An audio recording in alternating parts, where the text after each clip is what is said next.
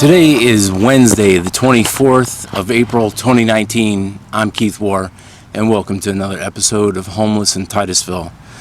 Today, you guys see, I don't have a guest today.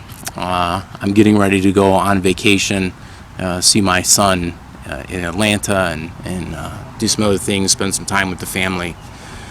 But I went out this morning, and I was visiting with Damien, who you guys know. Did a couple interviews with him. Great guy, trying to get himself on his feet, working really hard. He really is working hard. But I went by the Salvation Army, and I was looking for a woman named April Hensley. And April had done an interview a couple months back, and she's one of the young ladies who uses her body to make money and support her drug habit here on the streets of Titusville. And when I saw her, it was just about 11:30 or so. It's about 12:30 in the afternoon right now, about an hour ago, and she was just dripping sweat, and she had this really nasty makeup on. It was sweating it off, and it looked like she had used some kind of a crayon or something to draw on her eyelids, and her clothes were all see through this bodysuit thing, that she's advertising what she's doing, and she just looks awful.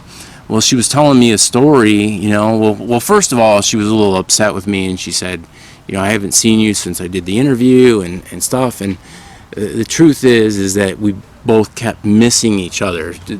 I would find out from other people that she wasn't there, and they hadn't seen her for a couple days, and then maybe I didn't go out for a week or two, and they were supposed to pass the message to her, that I was looking for her, that I had not forgotten about her and the others.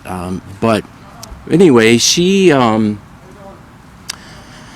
telling me how recently she was in the hospital, and she went to Brevard Health Alliance and stuff, and this is all in the past 4 to 6 weeks, and she was diagnosed with hepatitis A on top of having hepatitis C, and there's a cure for it. And she was telling me how they told her she could have the cure, this medication called Harvoni, so that basically she won't die from this. But they told her she had to be clean for a couple of months first, and she said, well, that's great, I'm ready to go to rehab, have been for some time, please, take me. We're at the hospital right now. I want to go. And she was telling me that they did not give her an option of rehab. They did not offer her anything, nothing. And, she doesn't have health insurance. She doesn't have any money. She prostitutes herself. She's on the streets. I mean, she literally has nobody, no help. And I just can't believe that she was at the hospital in front of doctors and nurses and the right people that you would think could do something more than I can do with just doing an interview and sharing it with you guys. I just don't know what it's going to take for things to change so that people like her aren't on the street suffering. I mean, literally, she's going to lose her life if she doesn't get this medication. She's going to lose her life. She's going to die. And I thought about, I'm leaving on vacation with my family. I'll live a normal existence. And maybe when I come back in 2.5 weeks, she may not be alive. I may find out that she died on the streets. I don't know about you guys, but that just sickens me.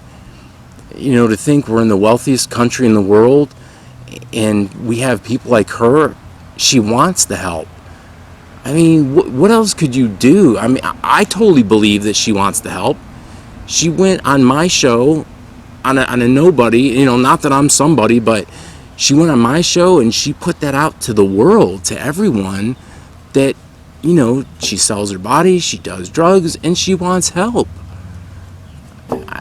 I just can't imagine being as desperate as she is in that position, willing to talk to a guy like me, hoping and praying that maybe there's somebody that might watch that interview and reach out and help her. I made phone calls. I did all kinds of things that I could on my end to try to get her in something, and the story was the same over and over. There's either no beds for women, or there's no funding, or you have to have health insurance or something. There's all these obstacles in the way of getting help, and I just don't understand. I don't get it. She's literally gonna lose her life. She doesn't need to. Really doesn't. Like, why does it have to be this way? I don't know what we can do to change things. I mean, I'm just one guy, right? And I just have a few thousand of you that watch my show, you know. Relatively speaking, in a country of 350 million people, that's nothing. I don't know what it's going to take to be able to get these people some help. You know, I've talked to Damien. He knows some people over at the coalition. He's talked to them, and supposedly they hit the streets with some kind of an RV and have outreach and stuff, but I don't know, it's just not enough. There's not enough of those organizations. There's not enough people going out to the homeless people. You can't expect the people in need to come to your organization. You have to have some outreach if you're in a position that you have this help or this supposed help, you know, and do something to break down some of these roadblocks and barriers and these qualifiers. You know, I don't know if it's a thing of, you know, government funding and they have to do all this tracking and information, and that's why it is the way it is. I mean, I'm sure probably to some degree, yes, it is. But, you know, it's kind of like the thing where they've told me in the past, oh, well, homeless people get to vote. And I say, well, really? That's great. Glad to hear it. But then when it's time for a homeless person to cast a ballot, they say, well, let's find out who your representative is. What's your address? Because your representative is given out by an address. Oh, you're homeless. You don't have an address. Oh, therefore you don't have a representative. So who are you voting for? Like, why are you... it's just one big circle. One big circle. And none of it seems to make sense. And there's got to be something some of us can do to change this. I'm at a loss. I'm just really bothered by what I saw today. I just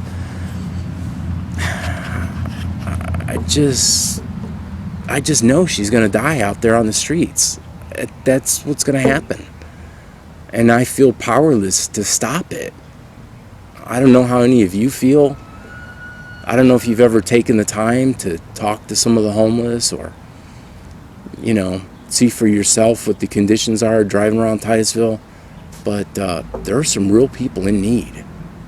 And I know they're not the only ones. There's some people that are in houses too, or apartments or whatever, that are just barely hanging on. I don't know what it's going to take to change things. I don't know. Better education to get better jobs, and I don't know. It just all seems overwhelming. It just seems too big for any of us to do anything about. But anyway, I just wanted to share that with you, and hopefully April said that you know, in the future when I come back, she would be possibly be open to sharing what's going on with her and stuff. But she did say that when she was at the hospital, they put all these gowns on and made her feel like, you know, she had this horrible disease, and, you know, she was asking, what are you guys so afraid of? And she just doesn't realize how serious that hepatitis A and C is. And you can get hepatitis from blood, sweat, and tears. You can get hepatitis from blood that's been sitting around and dried for 3 weeks. I mean, it's a very serious thing, you know. And I don't want to be mean or cruel to her, but, you know, I didn't reach out for a hug or even to shake her hand. I just saw her today and gave her some clothing and some food items, toiletries and things like that to make life easier on the street. I guess she's got a boyfriend now. I don't know what kind of boyfriend. I don't know if that's code for pimp or what it is. I don't really know. Not that I've really seen that here in Titusville. But anyway, I just thought I would share this thought with you. It just really bothered me. It just really felt powerless, and I guess the only thing I can really do is just share these thoughts with you guys. So, but anyway, as always, I'd like to thank you guys for watching and listening, and I'm thankful to the people who do support me. Your support means a lot. Those bags and things that you guys make up for me to pass out to people in need, and some of the clothing items and things, it's been really nice. And I just wanted you to know from me that I appreciate that you do that. So, but anyway, all right, guys. Well, may you be just as blessed as you have blessed others. And until next time, thanks for watching.